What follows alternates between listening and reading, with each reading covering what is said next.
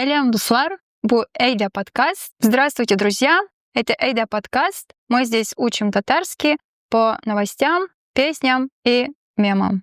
Меня зовут Айнур, я до сих пор учу татарский. Меня зовут Римма, и я до сих пор учу татарскому. Эйда подкаст. Учим татарский. Кстати, новости мы читаем на сайте Азатлык Радиоса. Как обычно, я читаю заголовок, а Айнур будет пытаться его переводить. И сразу первая новость. Токиода татарлар түзүгөн биринчи мәчеткә тиздән 88 ел тула.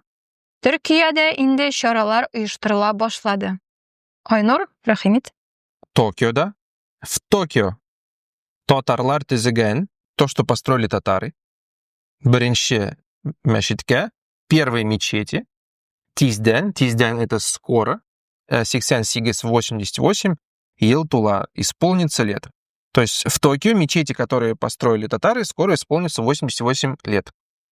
Türkiye'de внезапно татары Токио, Türkiye'de в Турции инде чаралар оештырыла башлады. Инде, наверное, здесь как уже, уже чаралар это мероприятие, чара это мероприятие, оештырыла, организовываться, башлады, начали.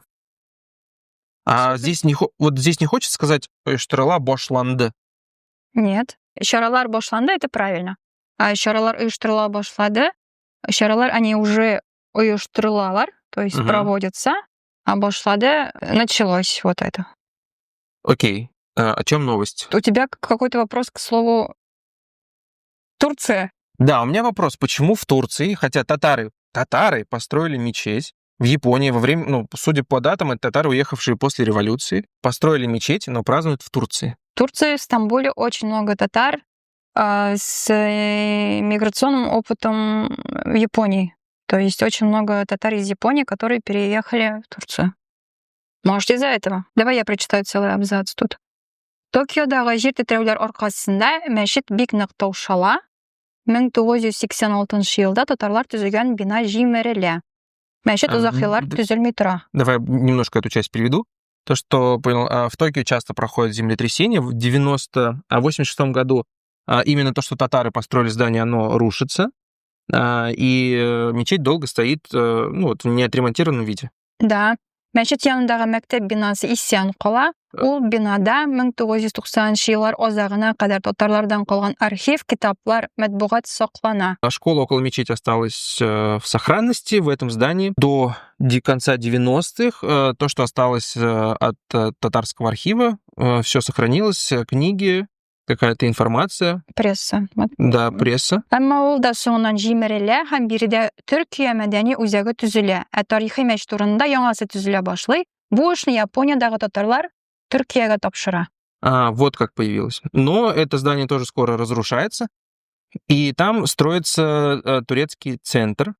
А на месте исторической мечети строится новая мечеть. И это дело татары, как тут написано, поручают Турции. Великие делегаторы. И в статье описаны вообще разные параметры мечети, назван архитектор и вообще люди, имена личностей, которые связаны с историей этой мечети. Я вообще думаю, что это замечательный повод вам самим прочитать эту статью. Ссылка будет в описании. Очень интересная история вообще. Следующая новость. Татар башкорт дөньясының 2025 ел шәхесен сайлыйбыз. Тавыш бирегез. Татар башкорт дөньясының, татары башкирского мира, в 2025 ел шәхесен сайлыйбыз. Сайлыйбыз выбираем. Шахес — личность, 2025 года личность. Так, давай сложим все вместе. Выбираем. Вот видите, смотрите, в татарском все наоборот, все в самом конце. Сойлыбыс выбираем. Личность татаро-башкирского мира 2025 года. Тауш бирегез, голосуйте. Да, давай, дайте голос. Дайте голос. Угу. Что за новость, что за голосование? Мне кажется, по названию понятно. В конце года, в декабре, Азатлык Радиос выбирает человека года. То есть человека, который стал известен или очень много сделал для нации, для языка. Подожди, один момент. Мне кажется, не Азатлык Радиос выбирает, а все-таки аудитория Азатлык Радиоса. Ну, ты Тут же подловил. голосование. Спасибо. Азатлык радиусы объявляет Мгм. Но голосование, и аудитория выбирает личность года. Но я так понимаю, Азатлык редакция именно предварительно выбрала вот Да, личностей. номинант. Поговорим про них. Кто Давай. такие, чем вообще заслужили. И кто, что вообще мы про них знаем. Кеттек. Руслан Айсин. Ну, вот здесь я согласен, потому что именно в моем инфополе Руслана Айсина было очень много. Шортсы, рилсы, YouTube. Включаешь «Дождь», там часто в комментариях среди, там по каким-то вопросам Руслан Айсин. Вот, то есть действительно его было много в моем инфополе. Окей. Devam ederiz. Aygül Лайон. Это башкирская активистка. Я помню, что, по-моему, недавно на нее там в России то ли завели дело, то ли что-то еще было такое событие. Да, она тоже очень активна, часто появляется на различных мероприятиях деколонизаторских, и в моем инфополе она тоже мелькает. Окей. Ты не будешь комментировать тоже, говорить? Я их всех знаю, что там комментировать. Все, Рима всех знает, она меня проверяет, знаю ли я их. Зиннур Эхлиуллин. Это ветеран татарского национального движения. Про него, помимо татарских СМИ, например, много писало про него ОДВ-инфо, Мемориал и другие, потому что его преследуют по политическим мотивам. Ему дали 2,5 года условно. В топ-3 людей, которые среди татар преследуются по политическим мотивам, и кто находится в России. Я думаю, что так. Да. Энгель Фаттахов. Энгель Фаттахов, бывший министр образования, который как раз-таки попал во всю эту заварушку во время отмены татарского языка в школах, и других национальных языков. Потом уехал работать в твой родной Актанышский район главой. И Вернулся. Вернулся, да. То есть он был главой, стал министром, потом обратно вернулся на должность главы района. Вообще Энгель Фаттахов — человек, благодаря которому я переехал в Казань. Я не знаю, знаешь ты эту историю, не знаешь? В 2016 году я приехал на Всемирный форум татарской молодежи. Там у нас был проект с моим с кофаундером. Мы тогда делали вместе татарский проект. И его увидел замминистра Фаттахова, привел нас к нему на встречу. И Энгель Фаттахов говорит: слушайте, классный татарский проект, переезжайте в Казань, будете его тут делать, он тут всем нужен. Вот. Так это было. Он, наверное, сказал: не слушайте, Парагзалиглер. И Альбета Индул Татар Селештен. Да, и тут интересно, что преследование Энгеля Фаттахова, оно формально за взятки, за коррупцию, но вся татарская общественность убеждена, что это такая месть как раз-таки за этот конфликт во время, за языковой конфликт. То, что он пытался отстоять татарский язык в школах. Почти все в этом уверены. Он, по-моему, сам еще выступил с последним словом. Да. И недавно было опубликовано его большое письмо с обращением к Ментимиру Шариповичу Шаймиеву. Помнишь этот мем «Энгель Сахлоуще»? Да. Там было много, типа «Энгель Хранитель», еще что-то. То есть в 17-18 году, и я даже записывал какой-то ролик в поддержку. Для татар, которые были в то время в общественном движении, то есть он, очевидно, очень значимый человек. Екильшем, Деомитебес. Рамис Латыпов. Рамис Латыпов тоже был очень много в моем инфополе, потому что он ушел со своей должности главного редактора в Татар-Информ, и из-за этого скандального интервью. Причем, если я правильно понимаю, интервью было вообще на татарском языке, его откуда-то нашли ультрапатриоты, и разразился скандал, он покинул работу, но зато начал снимать очень интересные рилсы. Ты смотришь? Да, мы с тобой на прошлом видео обсуждали, если что, его рилс. Про Хамзе. Что-то припоминаю, да. Окей. Деомитебес. Ишмарат Хайбулла. Тоже башкирский активист, но больше информации сказать не могу. Ишмарат Айгөл Лайон Руслан Сулейман белән берлектә Илче Гайсия дигән фикер клубын оештыра. Дин һәм милләт турында YouTube'та даими тапшырулар алып бара. Яхшы, дәвам итәбез. Фазыл Валиәхмәтов. Это, наверное, политзек номер 1, если не считать Энгеля Фаттахова, потому что пока многие организации не признают, в отличие от Фазыла Валиахметова, и он прямо сейчас находится под стражей. Тоже ветеран татарского движения, татарский активист. А сейчас где он? Он сейчас в СИЗО в Екатеринбурге. Лейля Латыпова. Лейля Латыпова идеально подходит в этот список, потому что она из Башкортостана, но татарская активистка и журналистка, то есть она собрала и то, и другое. Лейля тоже была очень много в моем инфополе. Лейля как раз тот человек, она немножко выходит она прям сильно выходит из рамок татарского мира, и она как бы является лицом татарского движения в большом таком уже доколониальном движении, где все народы России, и она часто там выступает от имени татар. Ну, давай хотя бы назови эти проекты Лейлы. Например, ее журналистскую деятельность. Да, у нее есть классный проект, на который вы тоже все можете подписаться, называется «Из республик», где публикуются новости из республик России. И последнее в этом списке Исмаиль Тыркоглы. Я знаю, что он ученый в Турции, но я знаю, что ты его хорошо знаешь. Ты удивился, почему мероприятие по поводу первой татарской мечети в Токио проходит в Турции? Тут у меня тоже вопрос. Да, он очень много изучает татарскую, не знаю, литературу, культуру, язык. Очень много пишет про татар, проводит мероприятия. Но он турк. Он турок? Да. Интересно. Ұзақ yıllar devamında татар тарихын, татарларны үйрене, bu темаға түрк тілінде китаплар һәм монографиялар яза, түрлі халықара конференцияларда чыгышлар ясый, фән дөньясында даими татар темасын күтәрә. Садри Максуди турында китабы чыкты. То есть это единственный человек из списка, который не татарин, не башкир, но очень много делает для татарского культурного, научного наследия. Но мне кажется, очень достойный список, и можно в комментариях еще добавить имена тех, кого бы хотели добавить. Может, у вас есть свой какой-то рейтинг? Я бы добавил Римму Гумарову. Ты меня опередил. Я тоже хотела сказать, я бы тоже добавила Римму Гумарову. А хәзер без татарча сөйләшәбез. Айнур, менә 2025 елга нәтиҗәләр ясаганда, сен инде ниндидер шәхси нәтиҗәләреңне ясагансыңдыр. Инстаграмга эләләр бит. Мин быел шундый нәтиҗәләргә ирештем дип. Яратмыйм андый трендны. Әмма без әйдә үзебезнең йомгакларны ясыйк, чөнки миңа, мәсәлән, татар мөхитендә, татар темасына шундый нәтиҗәләр ясау кызыклырак кебек. Без бит инде татар телен җырлар, мемнар ярдәмендә өйрәнәбез. Әйдә, быел иң истә калган синең өчен мөһим булган берәр җырны атап кит. Минемчә, менә син әйттең мемлар, җырлар. Һәм безнең бар хәбәрләр. Мемнар, җырлар турында сөйләшкәндә, минемчә, менә бу ел ниндидер әйтәләр бит, праймовый год. Ничек татарча әйтергә? Праймлы ел. Шундый булды интернетта, чөнки Урак өсте.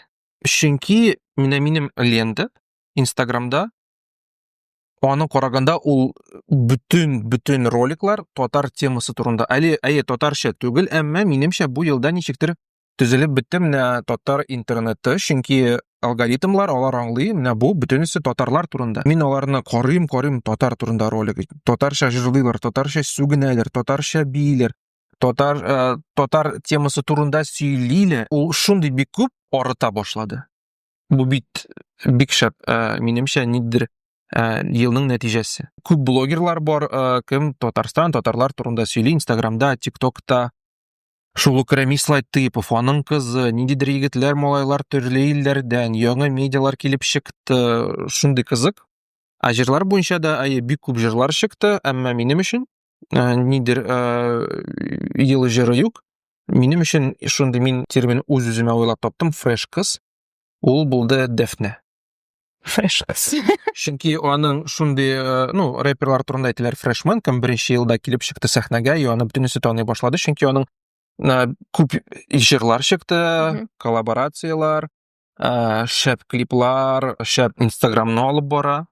Әйе, ул теге яңа сулыш кебек. Әйе. Ул ничектер, безнең бар иде, татар альтернатив сәхнәсендә күп кызык ниндидер группалар, җырчылар, әмма Дәфнә ул ничектер моны бүтән фронтлардан бәрә башлады, чөнки соцшилтерләр, медиа, видео һәм шул фитлар да бүтәнесе ничектер яхшы эшләнә. Миңа ошый. Әйе, Дәфнә чынлап та бик көчле не алды. Ничек? Тизлекне. Ул бүтән фронтлардан да һәм бик нәтиҗәле эш алып бара. Ягъни бик эшчән кыз, бик тырыш. Афәрин. Бик зур планка куйды. Әйе. Медиа буенча да, текстлар буенча да, музыка буенча да. Мин ул яктан башкортларны әйтер идем. Башкалар алар нәрсәсе белән андырдылар, алар күбрәк харизма белән, эмоциялар белән, Айола үзенең җыры белән бөтен төрки дөньяны күтәрде дип Әлбәттә, була. Төрки дөньяны да түгел, алар бөтен Русиянең чыгыш чараларында чыгыш ясыйлар. Теге яңа дулкын, Евровидение нәрсә үтте әле? Иске дулкын, Теге шаман белән. Интервидениедә. Ул инде шул яктан бик шәп түгел һәм без карашларын да беләбез бу төркемнең кем катнаша бу төркемдә. Әмма менә музыка ягыннан караганда бик кызык. Теге Урал Батырны бөтен төрки дөньясына алар ничектер популярлаштырдылар. Әйе, менә син сөйләгән Дәфнәне мин теге яңа сулыш дип атыйм, Айоланы мин атарым шундай ялкынлы сулыш. Ул Тау елгасы кебек бәреп керде. Һәм бөтен дөньяны шундай селкетеп алды. Һәм дәвам итәмәс генә музыка буенча, мин чөнки күп татар музыкасын тыңлыйм. Айгөлдә, Айгел чыкты татар альбомы, Килдер кыз вообще просто шәп текстлары. Ул быел да. Әйе. Һәм Айгел TikTok'та үзе алып бара башлады бер битне, кайда аңлата татар җырлары нәрсә турында, мәгънәләрен аңлата, тәрҗемә итә, һәм бу бик тә кызык. Вакытыгыз булса, керегез, язылгыз, Сылтама аваста булачак. Һәм тагын бер продуктив кеше татар дөньясында, Рәдиф Кашапов. Ул нәрсә генә эшләми, аның шикыты шундый MC каршы дигән, бар бит инде Баст, аның бар Nintendo, башка ниндидер альтер эголар, амне Рәдиф Кашаповның бар альтер эго MC каршы шундый альбом кызык тоже чыгарды. Күп кызык альбомлар чыкты, без алар турында сөйләп барабыз. Финляндиядә теге егет кыз килеп чыкты, Ширин дигән. Һәм Илдар Вафин, бик кызык. Хәбәрләр күп, вакыйгалар күп. Мемнар да күп. Мемлар шундый күп, син аларны карап өлгермисең. Иң исеңдә калганы, менә быелгысын теге чыршының иң өстенә куятырга. Мин белмим, ул теге теория буенча мем аталамы, беләсезме? Кайчан ниндидер видео төшерәләр, анда подпись просто бар. Миңа бик ошады видео шундый, анда язылган, анда просто бу типа вайбны татарлар башкортларын гына аңлый, и анда просто аш. Всё, авыл аш.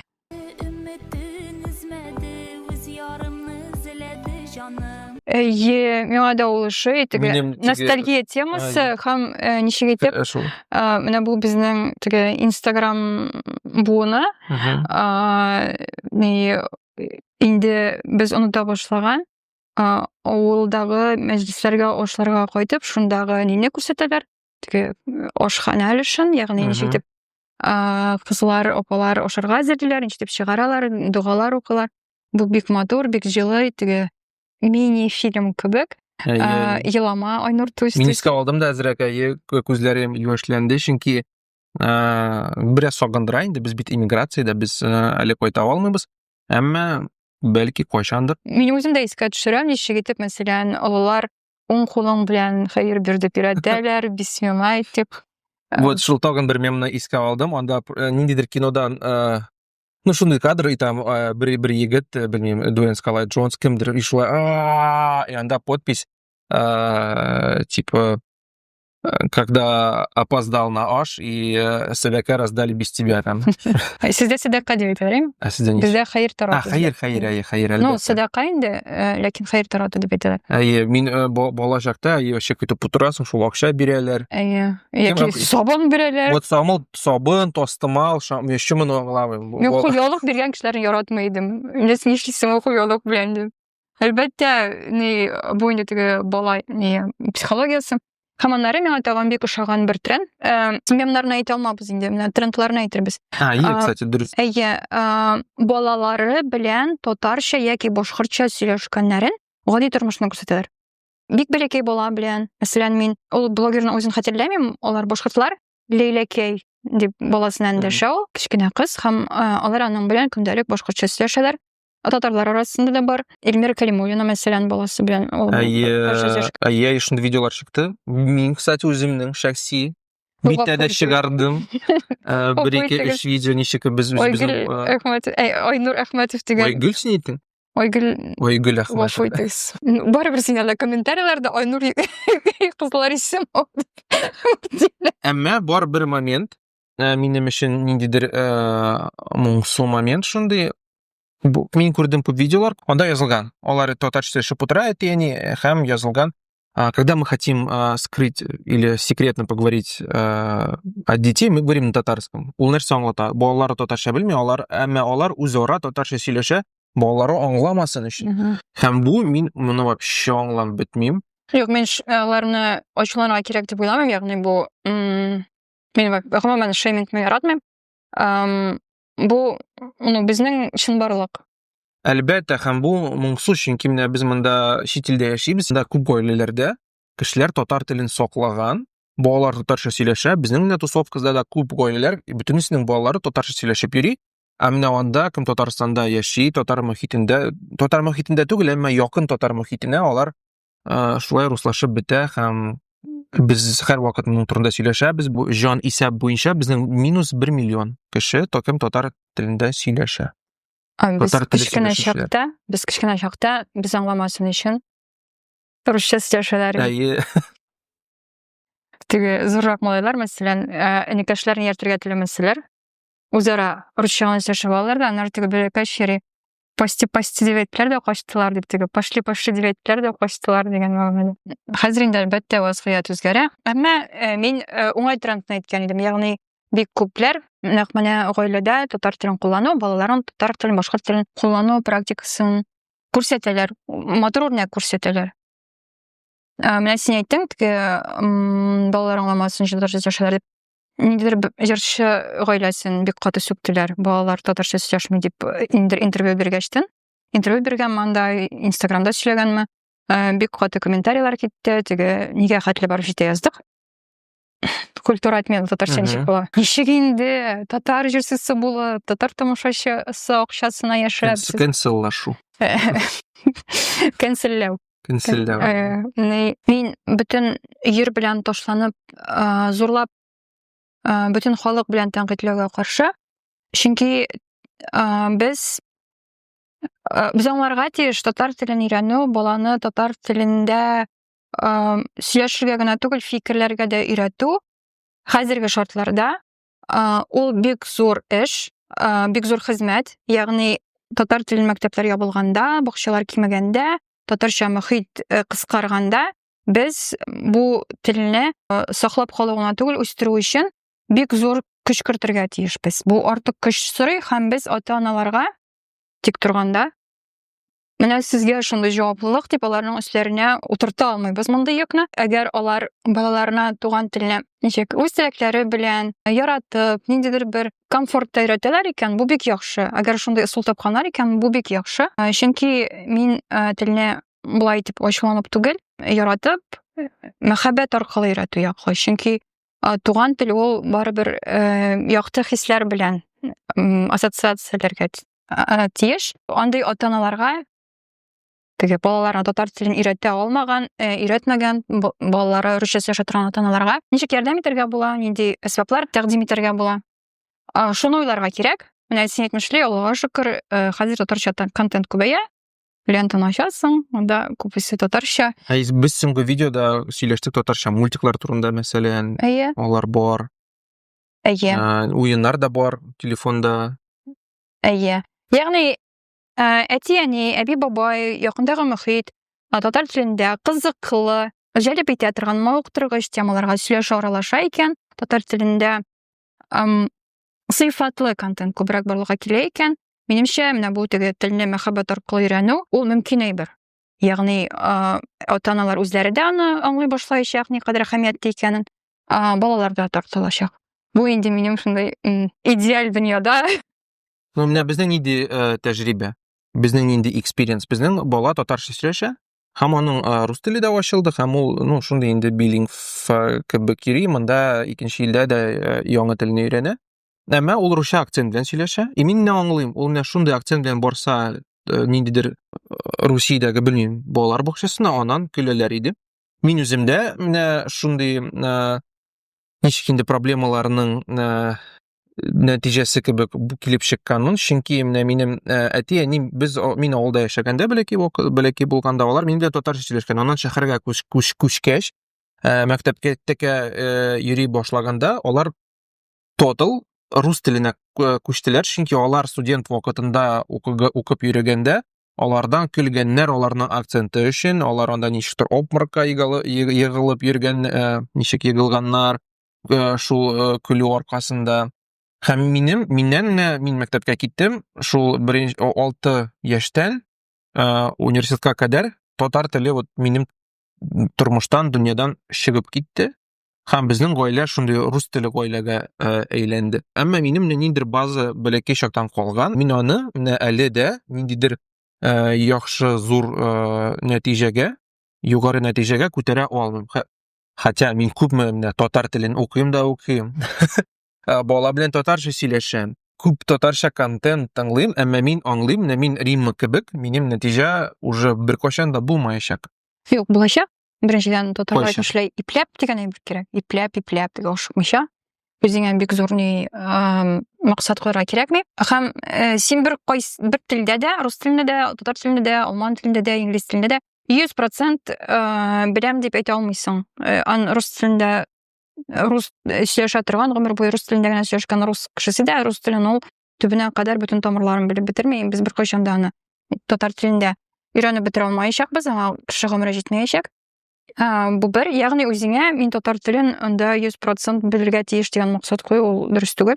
Икенчедән, синең теләк бар сөйләшергә, синең сөйләшергә кешеләрең бар. Әлбәттә, мин шуның турында сөйлим. Минем бар теләк, минем бар мотивация, минем бар мөмкинлек. Акцент юк. Минем акцент бар. Син сөйләгәнчә русча акцент түгел. Белмим, бик куркыныч зур. Һәм мин күп ничектер, белмим, дөрес итеп сөйләшмим, мин аны аңлыйм. Мин практикада, бу татар теле практикында 10+ ел, юк, 9 ел, белмим, күпме кирәк аны укырга, теге C1, C2 булсын өчен. C3 булсын. C99, белмим. 99. Хәзер тагын бер фикер. Шул әти-әниләр, алар өчен дөрес итеп, алар шундый өчен барлыкта яши, кайда бөтен дөнья алар якында русча сөйләшә, һәм татар телле баланы үстерсәң, кирәк татар мөхите, һәм балалар бакчасы җитми якында, мәктәпләр юк, менә шундый проблема килеп чыга. Минем өчен бу тезис гаиләдә татарча сөйләшегез дигән ул эшләми. Кирәк мөхит бөтен җирдә. Мөхит кирәк, мөхитне, ясалма төзү ул бөтен кешенең кулыннан килми. Чөнки күбрәк аналар әле үзләренең татар теле дәрәҗәсе җитми дип куркалар. Әмма курыкмагыз, менә без хатыныбыз белән без татарча бик шәп сөйләшмибез, әмма безнең бала татарча сөйләшә. Һәм менә син әйткән тагын бер куркыныч нәрсә бар, ул татар мөхитенә җибәрсәң дә, ул мөхит токсик булырга мөмкин. Әлбәттә, Синең акцентың бар. Син безнеңчә сөйләшмисең. Мин үзем эләктем шундый вакыйгага. Кем инде нәмәкәй дип сөйләшә дип, мәсәлән, актанышларга да бәйләнергә мөмкин. Монда инде баланы татарчасын белмим, сдача бирергә өйрәтергә кирәк. Минемчә, бөтен теге татарлар арасында теге бар бит күп грамминациялар, тагын башка ниндидер сноблар. Аларны кирәк. Юк, алар өчен күтеңне өйрәт дигән табличка кирәк. Канцеллау. Аларның үзләренә карата минемчә шаймым кирәк. Чөнки телне өйрәнү ул озын процесс, авыр процесс. Бер телне генә белеп, башка телләрне өйрәнмәгән кешеләр аны аңламаска да мөмкин. Шуңа күрә, әгәр башка кешенең акцент белән сөйләшкәнен ишетәсез икән, сизәсез икән, минемчә, сез аның минимум икенче тел өйрәнгәнен аңларга тиешсез. Һәм аңа нинди дә булса хөрмәтегезне, ихтирамыгызны, ярдәмегезне күрсәтергә тиеш дип саныйм. Бик күп тиеш кирәк дип әйттек. Әйдә, нинди дә булса конструктивка күчик. Бер лайфхак бирәм, ничек без үзебезнең баланы татар теленә өйрәттек. Беренчедән, безнең шундый кагыйдә ул тугач, без шундый үзебезнең гаиләгә кагыйдә керттек. Аның белән үзебездә үзара русча сөйләшсәк, без үзара русча сөйләшәбез, шулай килеп чыкты.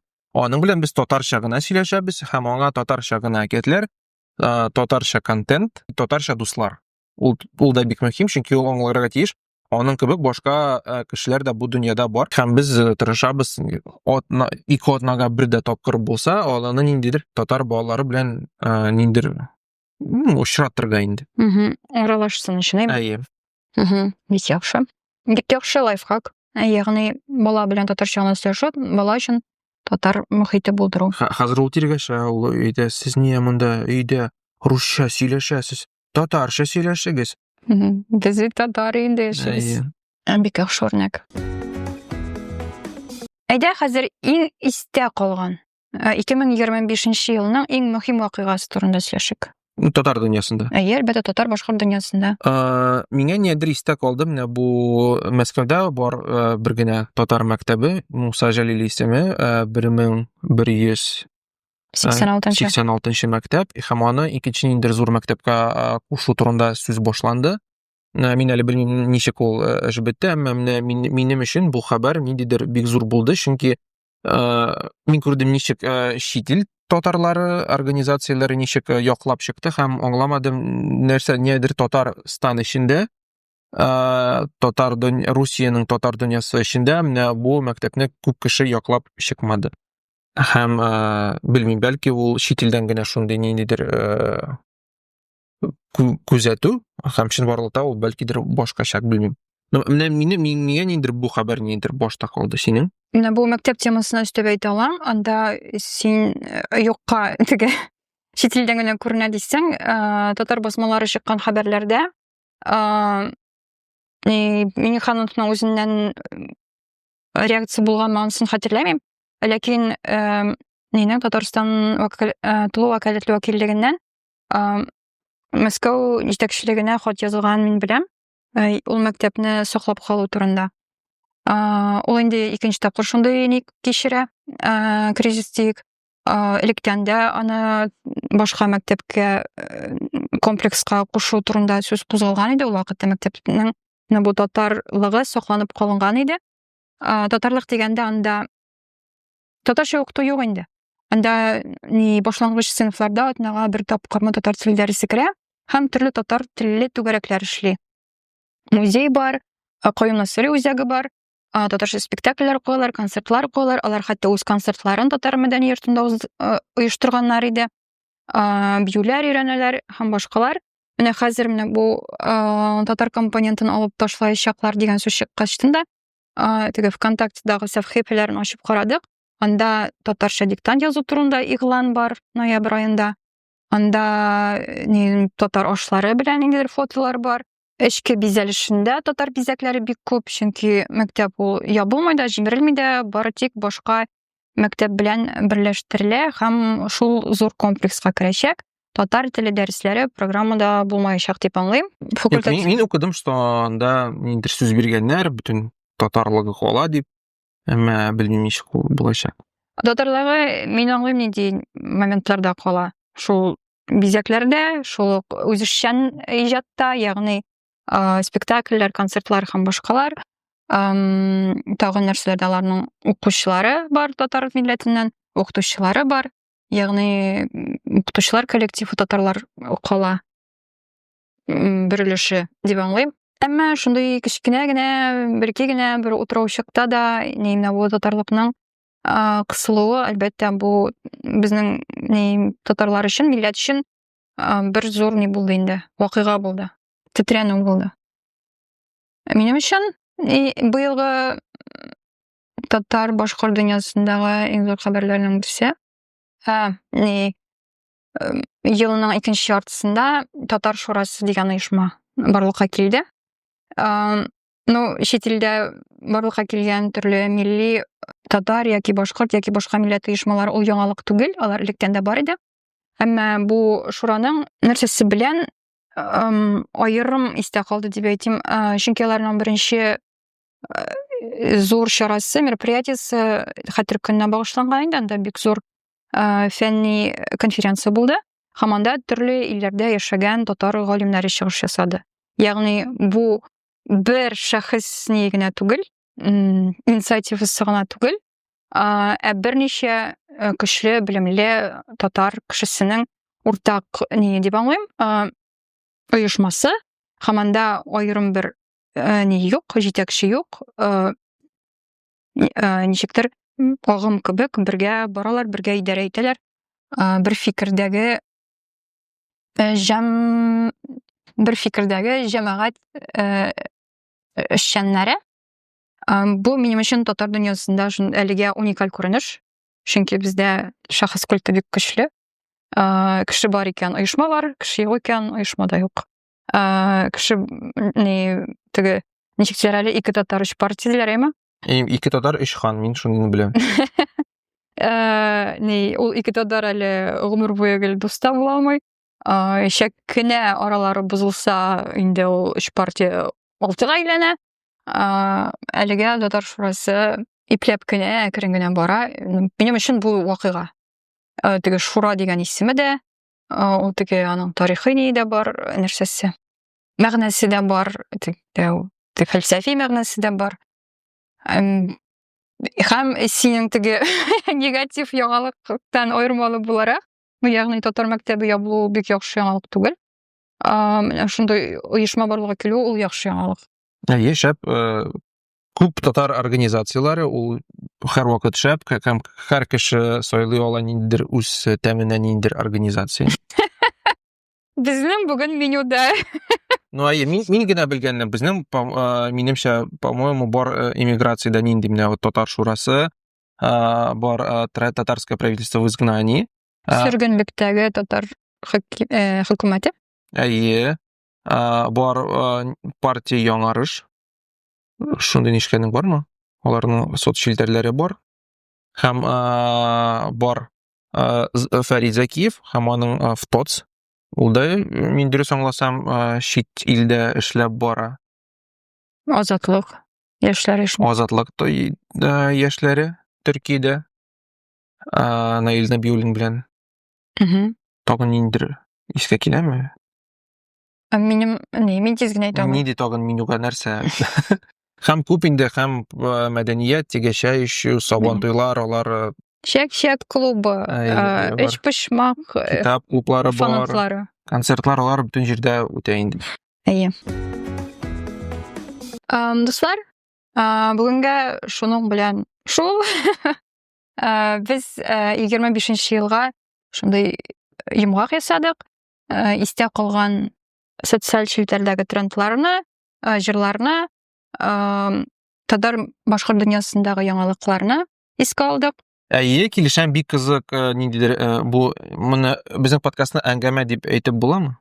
Шундый әңгәмә килеп чыкты. Сезгә ошады дип өметләнәм. Сез үзегезнең ел хәбәрен, ел җырын, ел трендын татар башкорт дөньясында булганны комментарийларга языгыз. Һәм сау булыгыз, исән булыгыз, сезнең белән булды Римма.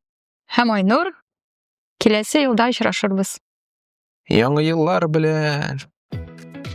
Әйдә подкаст. Учим татарский.